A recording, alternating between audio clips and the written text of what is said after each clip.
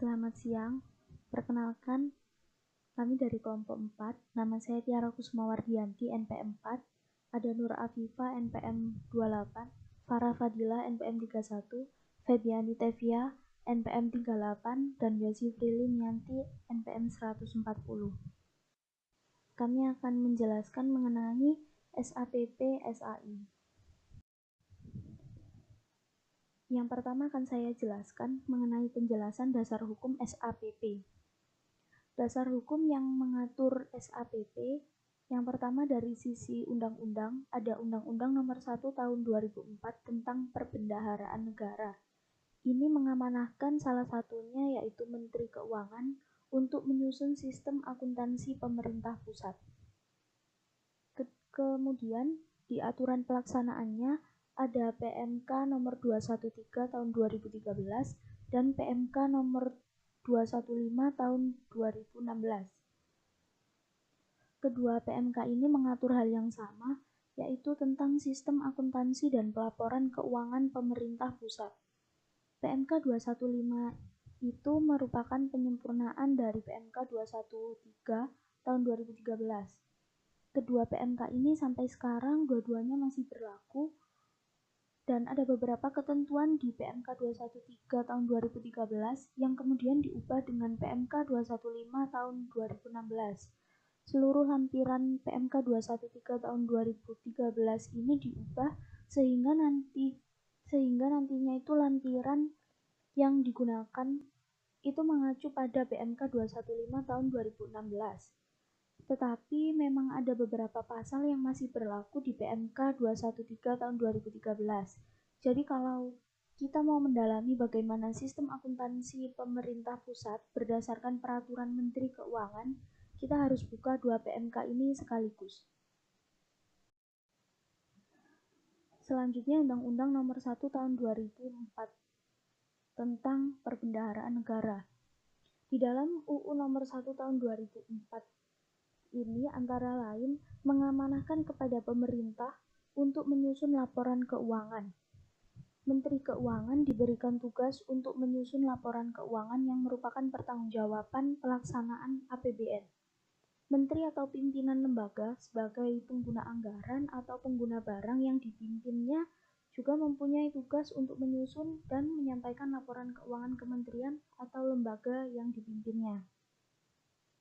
Dalam pasal 7 ayat 2 huruf O dijelaskan bahwa Menteri Keuangan selaku BUN berwenang untuk menetapkan sistem akuntansi dan pelaporan keuangan negara. Pentingnya sistem akuntansi dan pelaporan keuangan negara ini dijelaskan dalam penjelasan UU Nomor 1 Tahun 2004 yang menjelaskan bahwa agar informasi yang disampaikan dalam laporan keuangan pemerintah dapat memenuhi prinsip transparansi dan akuntabilitas.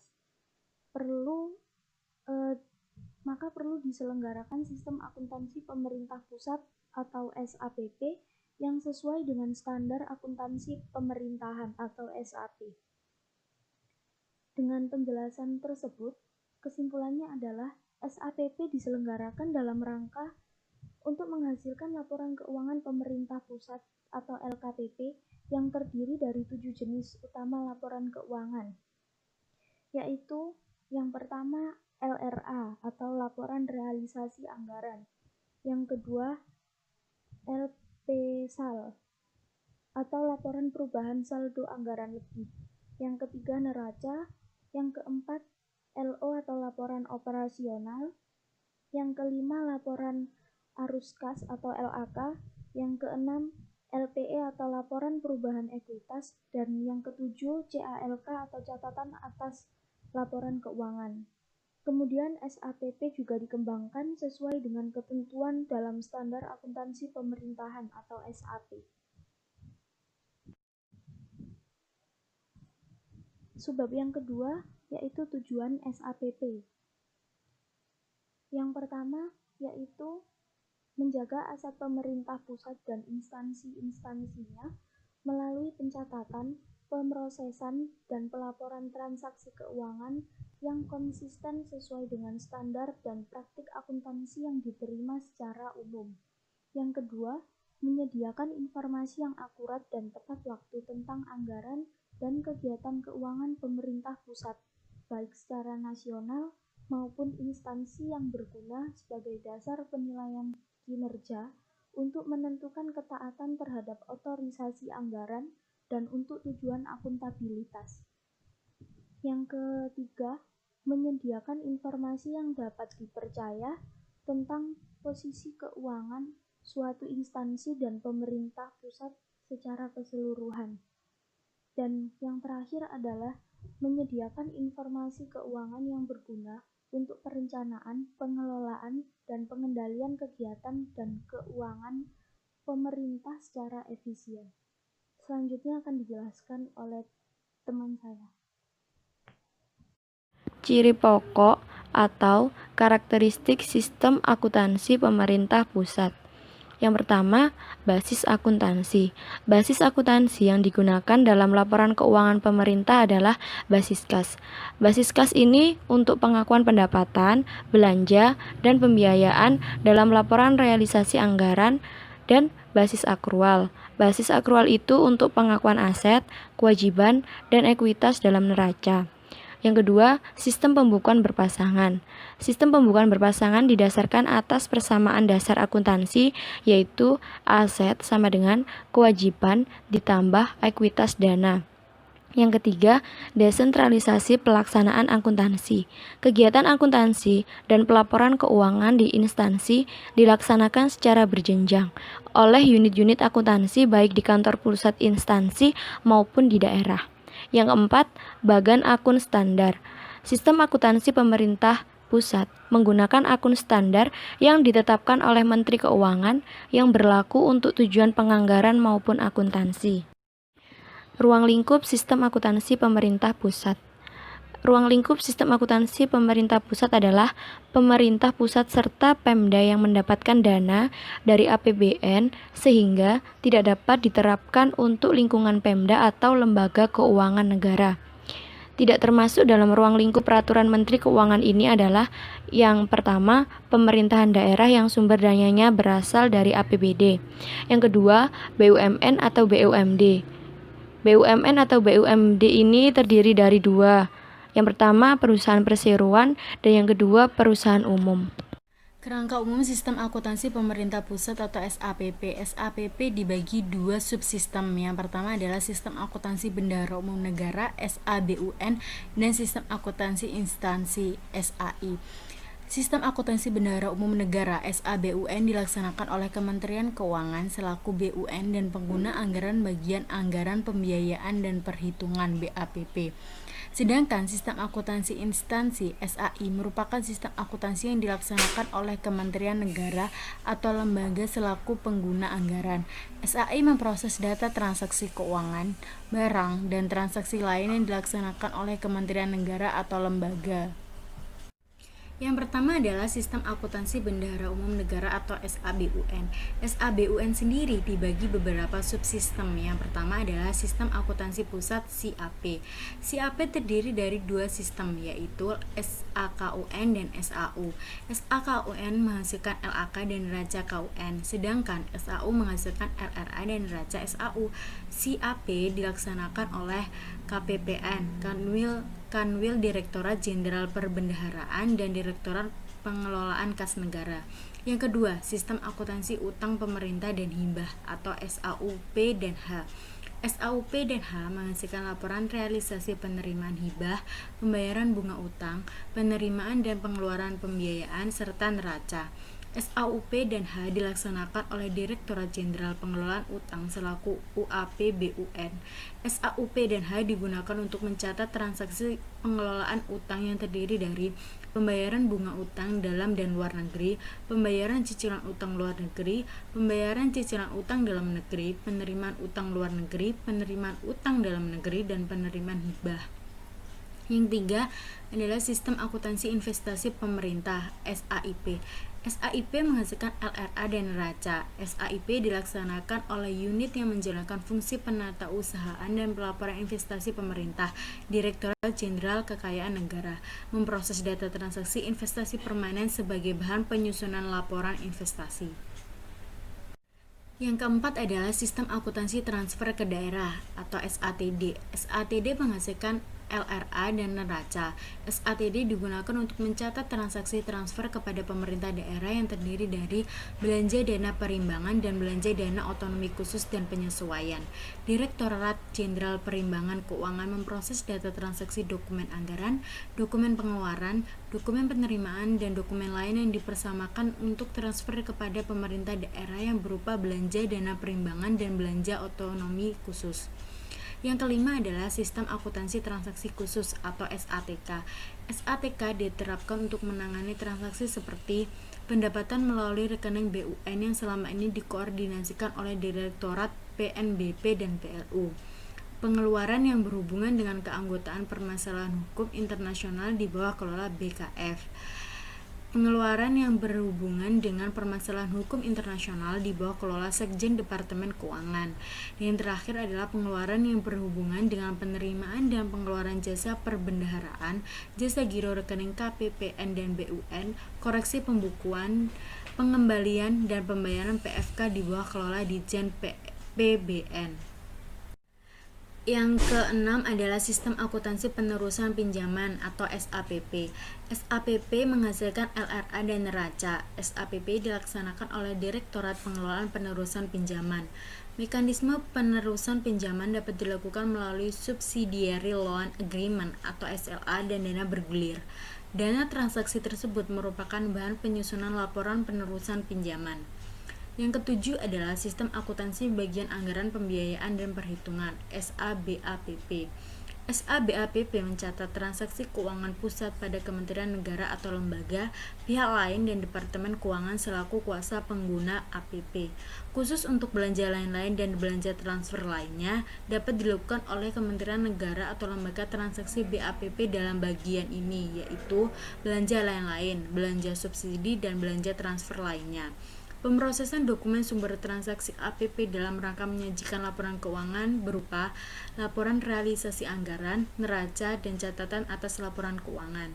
Yang terakhir atau yang ke-8 adalah sistem akuntansi badan lainnya atau SABL.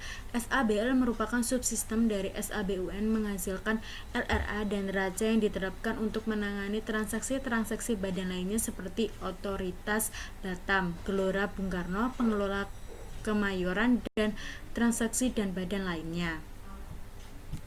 Yang kedua adalah sistem akuntansi instansi atau SAI. SAI dibagi beberapa subsistem. Yang pertama adalah sistem informasi manajemen dan akuntansi barang milik negara atau SIMAK BNN.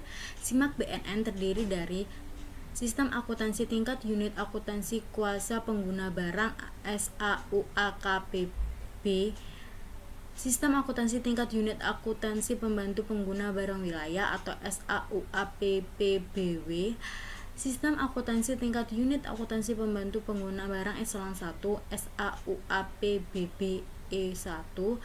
sistem akuntansi tingkat unit akuntansi pengguna barang SAUAPB, dan pembentukan unit akuntansi keuangan dan unit akuntansi barang. Selanjutnya, sistem akuntansi keuangan atau SAK. Sistem akuntansi keuangan atau SAK terdiri dari sistem akuntansi tingkat unit akuntansi kuasa pengguna anggaran atau SAUAKPA, sistem akuntansi tingkat unit akuntansi pembantu pengguna anggaran wilayah atau SAUAPPAW, sistem akuntansi tingkat unit akuntansi pembantu pengguna anggaran eselon 1 atau SAUAPAE1, sistem akuntansi tingkat unit akuntansi pengguna anggaran atau SAUAPA. Yang terakhir adalah sistem akuntansi bagian anggaran perhitungan dan pembiayaan atau SABAPP. SABAPP sendiri adalah serangkaian prosedur manual maupun yang terkomputerisasi mulai dari pengumpulan data, pencatatan, pengikhtisaran sampai dengan pelaporan posisi keuangan dan operasi keuangan atas transaksi keuangan pusat pada kementerian negara atau lembaga dan menteri keuangan selaku pengguna anggaran pembiayaan dan perhitungan. Hubungan SAI dan SABUN. SAI dan SABUN tidak berkaitan langsung secara terikat. Keduanya sama-sama merupakan bagian dari sistem akuntansi pemerintahan pusat. Dalam sistem akuntansi instansi, memiliki bagian di bawahnya, yaitu SAK, Sistem Akuntansi Keuangan, dan SIMAK BMN atau Sistem Informasi Manajemen dan Akuntansi Barang Milik Negara. Sedangkan SA-BUN sendiri memiliki beberapa bagian pula, yaitu ada SIAP, SAUP, SAIP, SAPP, SATD, SAB, SBL, SATK, dan SABL. Kaitan antara SAI dengan SA-BUN dalam rangka menghasilkan LKPP. BUN adalah penguasa dana, sedangkan instansi adalah pengguna dana. BUN sendiri menyelenggarakan SA-BUN, yaitu sistem akuntansi pengelolaan dana berupa penerimaan pendapatan dan penerimaan pembiayaan, serta pengeluaran belanja dan pengeluaran pembiayaan. Sedangkan SAI sendiri menyelenggarakan SAIBA, yaitu sistem akuntansi yang memproses pencatatan penerimaan pendapatan dengan basis akrual serta memproses penggunaan data yang diterima dari BUN dan penggunaan aset instansi yang bersangkutan. SAIBA menghasilkan laporan keuangan instansi yang di dalamnya meliputi kementerian atau lembaga, dan SA-BUN menghasilkan laporan keuangan instansi berbasis akrual menggunakan SAIBA dan laporan keuangan berbasis kas. Dengan demikian, BUN menghasilkan laporan keuangan instansi berbasis akrual dan berbasis kas. LKPP adalah laporan keuangan hasil konsolidasi atau gabungan dari entitas akuntansi. Proses konsolidasi ini merupakan gabungan dari laporan yang dibuat oleh SAI dan SA-BUN, yang nantinya sebagai bentuk pertanggungjawaban di tahun anggaran tersebut. Bisa dilihat pada gambar atau ilustrasi berikut ini. Bagian yang dilingkari dengan garis putus-putus itu merupakan kaitan antara SAI dan SA-BUN. Di situ menghasilkan laporan LKPP atau laporan hasil konsolidasian dari laporan yang sudah dibuat oleh masing-masing SAI dan SA-BUN.